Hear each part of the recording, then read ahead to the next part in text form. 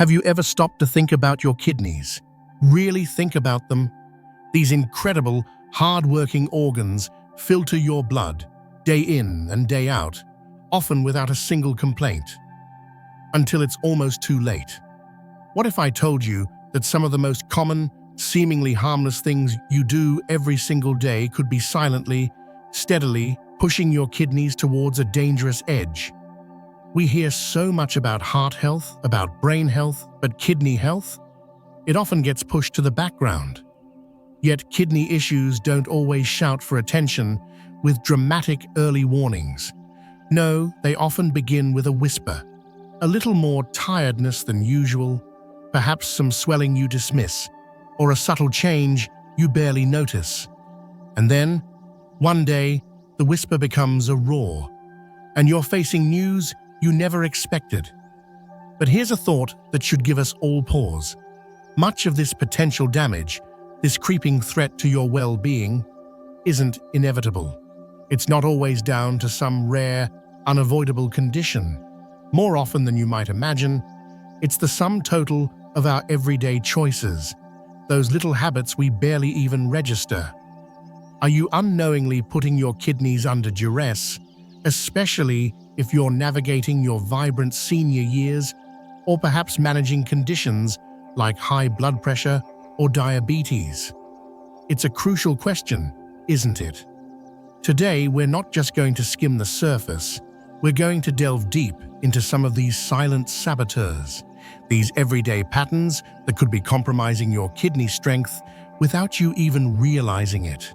And more importantly, we'll explore what you can do starting right now to turn the tide.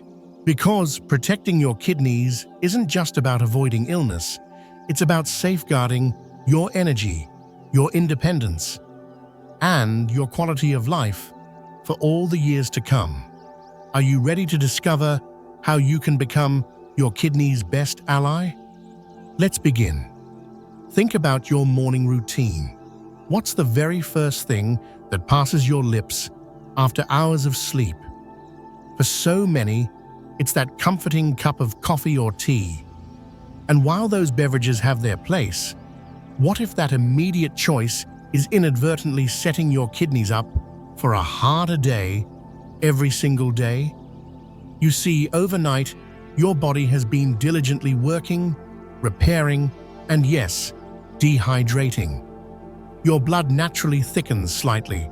Your kidneys have been processing the byproducts of yesterday's activities, and those waste materials are, in a sense, queued up, waiting for the signal to be flushed out. Now imagine asking those already diligent kidneys to filter this more concentrated fluid, and then immediately introducing diuretics like caffeine, which can prompt even more fluid loss before you've even replenished your stores. Does that sound like giving them a helping hand? It might seem like a small thing, a mere oversight. I drink water later, you might think. But consider the cumulative effect. Day after day, month after month. This subtle, chronic morning dehydration can place a persistent, low-grade stress on your kidney function. It's like asking an engine to run efficiently with slightly too thick oil, consistently. Over time, those microscopic filters within your kidneys, the glomeruli, can start to feel the strain. Now, I'm not saying you must give up your beloved morning brew, not at all. But what if you made a simple, powerful shift? What if, before anything else, you dedicated a moment to pure, simple hydration? One generous glass of plain water, perhaps room temperature, or even slightly warm with a squeeze of lemon if you prefer, within the first 15 to 30 minutes of waking. Think of it as an internal shower for your organs, a gentle nudge to your metabolism, and a crucial act of kindness for your kidneys. This isn't just about quenching thirst, it's about revolumizing your bloodstream, making the filtration process smoother, and assisting in that vital morning toxin flush. Could such a small change truly make a difference? I believe it can. It's about creating a foundation of hydration for the entire day. Why not try it for a week?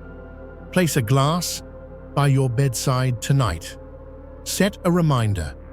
What have you got to lose, and what vital health could you gain? We all experience aches and pains, don't we? A stiff back after gardening, a headache from a stressful day, joints that remind us of our active past. And what's the common, almost instinctive reaction? We reach for a painkiller.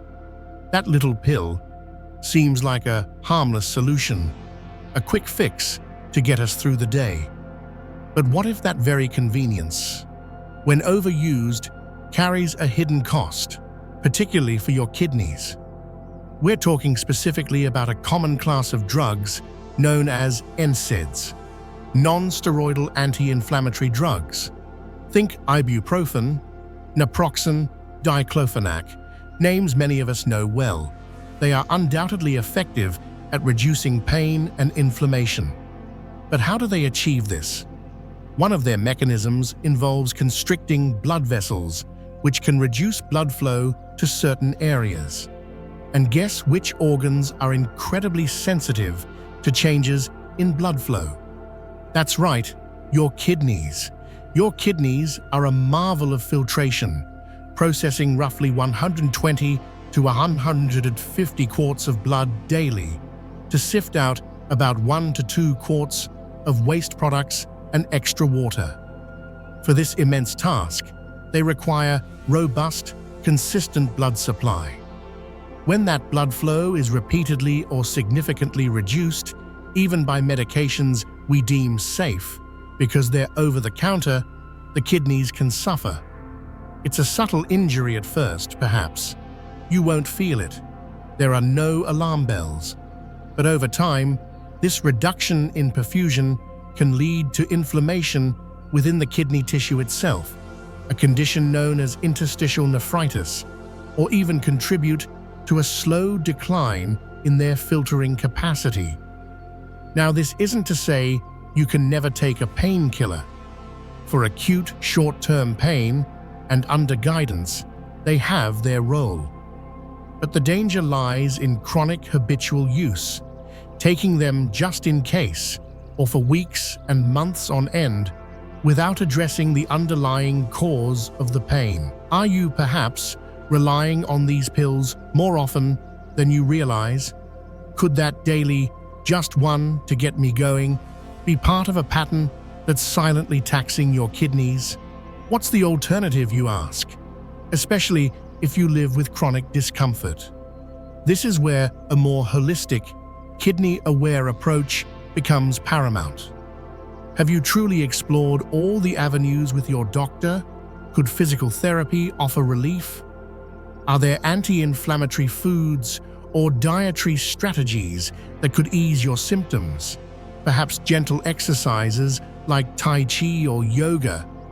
Even exploring topical pain relief options for localized pain might reduce your reliance on systemic medications. The key is to be an informed consumer and a proactive patient. Always read labels. Understand what you're taking and why. And most importantly, if pain is a constant companion, work with your healthcare provider to find the safest, most sustainable strategies for management. Strategies that don't inadvertently trade one problem for another. Isn't your long-term kidney health worth that deeper conversation? Let's talk about flavor. We all love it. And two of the most ubiquitous flavor enhancers in our modern diet are salt and sugar. They're in almost everything, often in quantities that would shock you if you truly knew. But what is this constant barrage of salt and sugar doing to our internal environment, and specifically to our kidneys? First, let's consider salt, sodium. It's essential for life, yes, but in very modest amounts. The problem is, our food landscape is saturated with it. It's not just the salt shaker on the table, it's lurking in processed foods, canned goods, restaurant meals, cured meats, even in things you might not suspect, like breads and cereals. Why is this a concern for your kidneys? Excess sodium makes your body retain water to dilute it, which increases blood volume. More blood volume means higher blood pressure. And high blood pressure, as many of you know, is a relentless enemy of your kidneys. It's like forcing water through a delicate sieve at too high a pressure.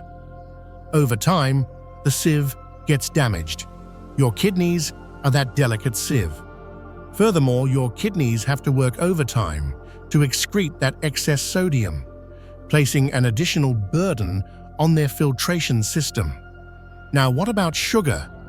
We often associate high sugar intake with diabetes, and rightly so.